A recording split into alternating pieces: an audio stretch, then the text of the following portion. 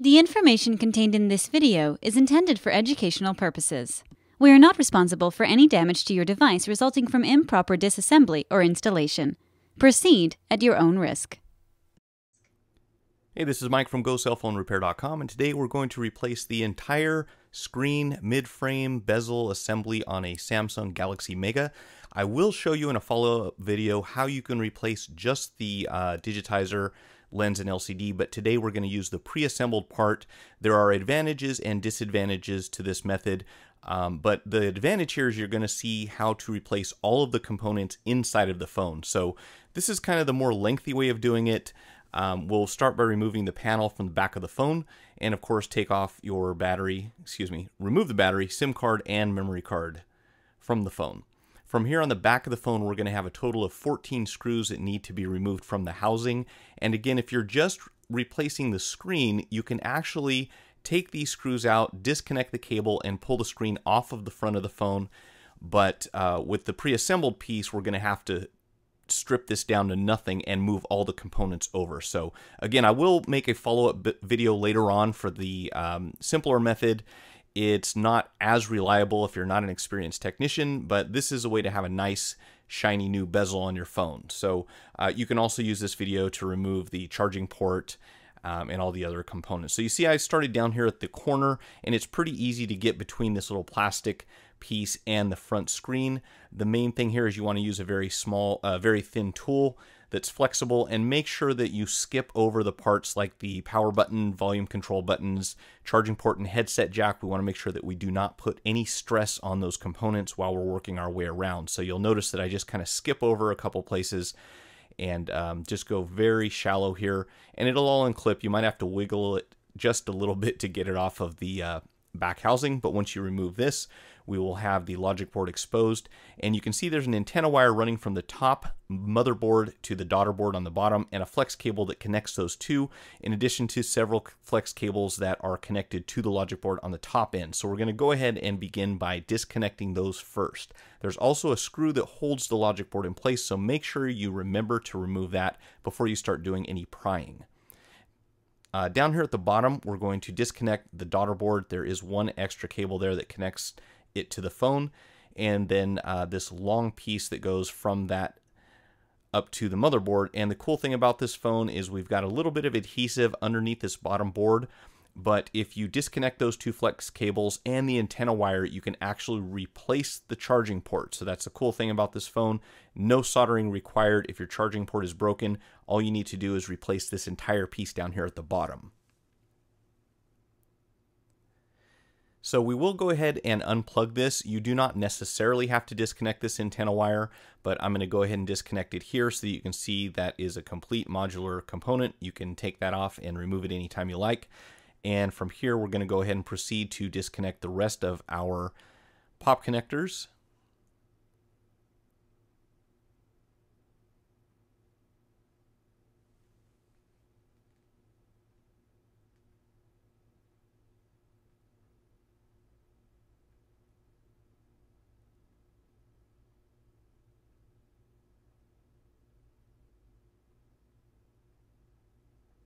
And then, of course, we want to make sure that we take this little black screw out from the center of the board.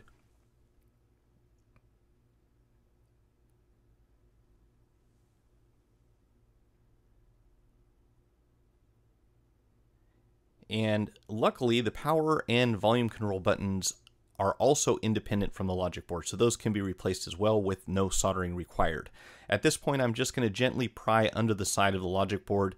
It is situated in there pretty well, so it kind of feels like you have to pull against it just a little bit, but again, make sure that all of your cables are disconnected and you don't tear anything in the process. That will lift right out. We'll go ahead and leave the antenna wire plugged onto the top and set that aside for the moment. Next thing we want to do is transfer all of the internal components from this mid-frame to the new housing. So we're going to have our buzzer, front-facing camera, earpiece, headset jack, which literally almost falls out here. That's pretty easy to move, but before you install it, there is a small rubber gasket that we need to transfer over. So set that off to the side for a moment, and this little plastic, rubber piece here and the one that routes the antenna sound or microphone sound as well, we're going to have to move those. So I recommend you get some tweezers. If you have a heat gun, that comes in very helpful. If you don't, you should seriously consider investing in one. I use them all the time, at least if you're going to be doing this type of repair. They come in handy for some other things too. So we'll go ahead and transfer this little rubber rectangle over to the new housing, and then we can go ahead and put the headset jack in place. And you will find they have a little bit of adhesive underneath them, so make sure you don't tear those little rubber pieces as you pull them from the old screen. And up here we have a screw that holds a retaining plate in that goes over the proximity sensor and front-facing camera. So we'll take this screw out, and you'll see here shortly I'm going to zoom in a little bit, or at least change the angle so you can get a look at this piece.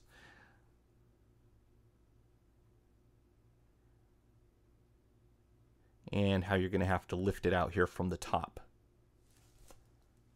Alright, so we'll set that aside, and now we've got everything pretty much exposed. At this point, you can actually pull the front-facing camera out.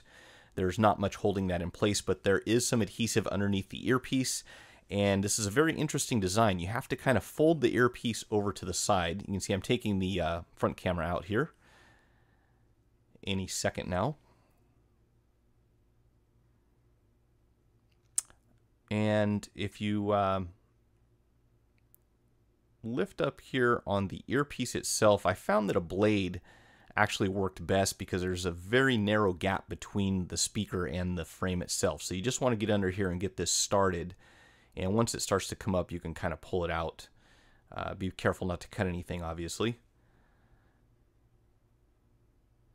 And I believe there was a little bit of adhesive on the proximity sensor, but this actually kind of lifts up and folds over to the left-hand side from this angle, and underneath it you're going to have, there I went ahead and removed the camera, but underneath here you're going to have a small rubber gasket that actually sits on top between those two places where it folds in half. So you have to make sure you get this rubber piece out before you can pull out the entire assembly. You'll also notice that the earpiece speaker is missing the piece of mesh that did not come out with it, so we're going to have to go ahead and retrieve that and transfer it over to the new frame momentarily. But this little rubber piece was kind of interesting. I hadn't seen a design like this on a Samsung yet, so this is, as far as I know, unique to the Mega. From here we can actually get underneath this small PCB where the proximity sensor is located, and we'll heat that up a little bit. Again, we're going to have some adhesive under this area. And couldn't quite reach it with the pick, so I went to my dulled blade once again just to get underneath here and then kind of lift this out of the housing.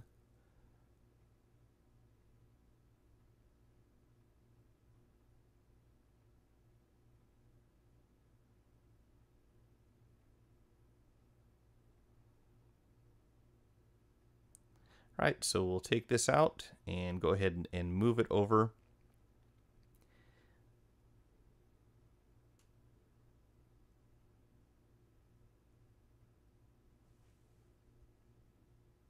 And again, remember, we've got this little rubber gasket. My assumption is that serves some sort of purpose, not sure exactly what.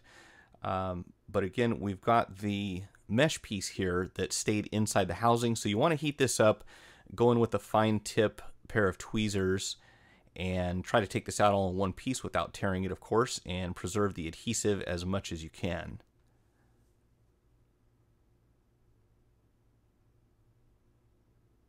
And this, of course, will keep metallic debris from getting stuck to the magnet that is inside of the speaker, which will cause you some problems if you forget to transfer that over.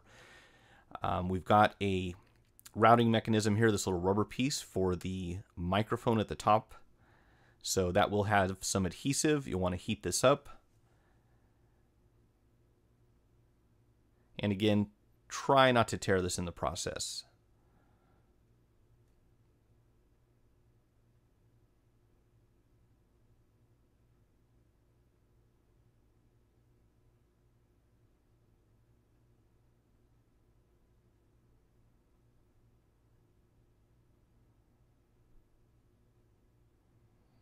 Alright, so we'll go ahead and put this retaining plate back into position, and we can install the screw as well.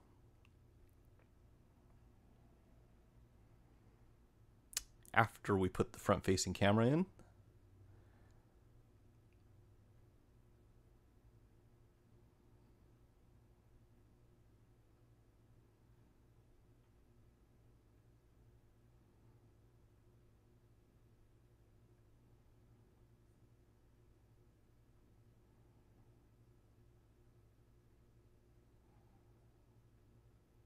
All right, and we've got our vibrator motor that needs to come out. They do put quite a bit of adhesive underneath the motor and the board that's attached to it. Fortunately, Samsung always gives you a small channel here where you can kind of pry underneath. Ice pick works out really well. And then, of course, we don't want to pull it out too far because it is attached to this other piece. So, again, a liberal amount of heat, and take your time, be patient. You want to get underneath this cable and the PCB board that's attached to it.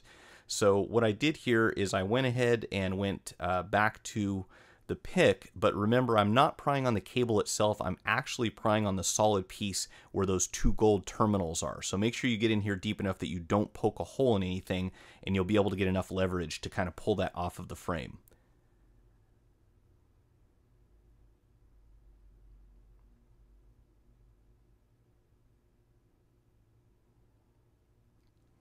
All right, so now we've got our power button, our volume controls, and just one more piece at the bottom that are going to have to come out. On these, again, you want to use some heat. They have quite a bit of adhesive underneath them, and I would recommend that once you remove them from the frame, try to bend them back into the position that you want them to be in when they're attached to the phone. When I get to the power button here, I want to explain something that happened. And I was able to get under this best with the iSesamo. You can also use a dulled blade, but again, just be very careful. You don't want to put any stress on these cables, but you do want them to sit flat, flush against the inside frame, so that way when we put the housing on the back, we don't snag them. The volume control has quite a bit of adhesive, as I mentioned earlier, so it sat down pretty flush. My experience was a little bit different on the power button. So after I heated this up and I took it off, it wanted to kind of hang out and flop around. And unfortunately, you cannot add adhesive to these buttons. Initially, I had added some new adhesive to the frame to stick the power button down, and when I put the phone together, the power button would not click. And this is not a super thick adhesive either, so there's not a lot of room on the inside. These are very precise. At this point, if you find that it's sticking out, I would just try to bend this into a position where it stays stuck against the side of the phone. Again, the main objective here is to make sure we don't snag anything when we install the rear panel, but you really cannot build up the adhesive underneath here because it will prevent the power button from working. So you'll see what I mean here. It's kind of sticking out a little bit. I had to pull that off and just kind of bend it back into shape.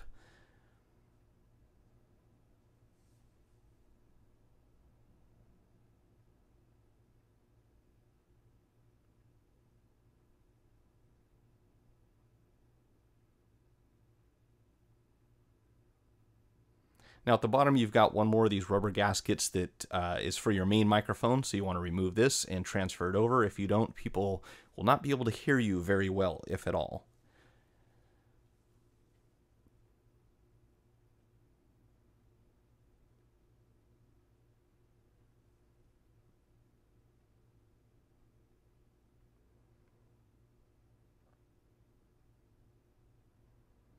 And from here, we just want to make sure we go ahead and move the barcode label over to the new housing. And again, one more thing that a heat gun comes in handy for. If you want to move these labels, you do have to heat them up or they tend to tear. So we want to keep this information about the phone with the phone itself. So you see a little bit of heat goes a long ways.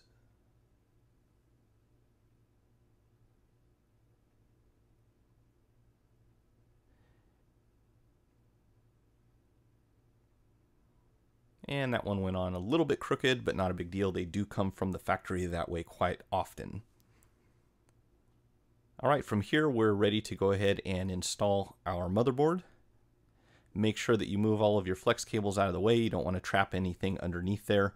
If you do that and start tightening down the screw, you can have some problems.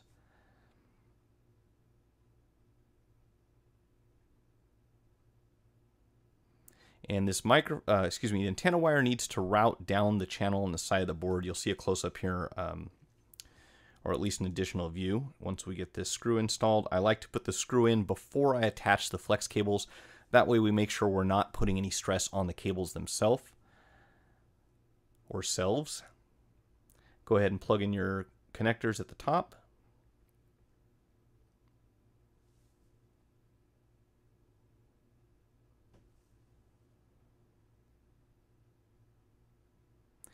And again, very important to make sure that we have this antenna wire, which I will connect to the daughter board before we install it. This usually makes it a little bit easier.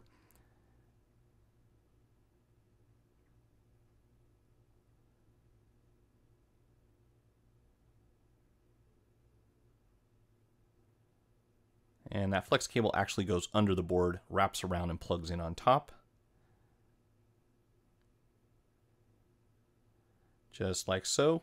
And most importantly, make sure that you have this antenna wire inside the channel next to the battery compartment. Failure to carry out this step properly means you will pinch your antenna wire, and it doesn't take a lot to damage these. So you want to be absolutely certain that you get that antenna wire in the correct location.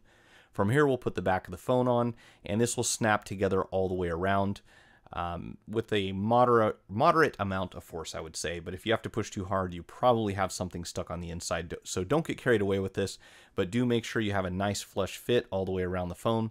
From here, we can go ahead and put the SIM card and the battery back inside, test the functionality, and we should be good to go.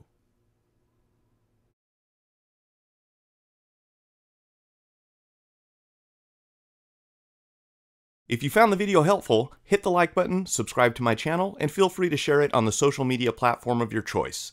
For more information, visit us on the web at gocellphonerepair.com. Thanks for watching.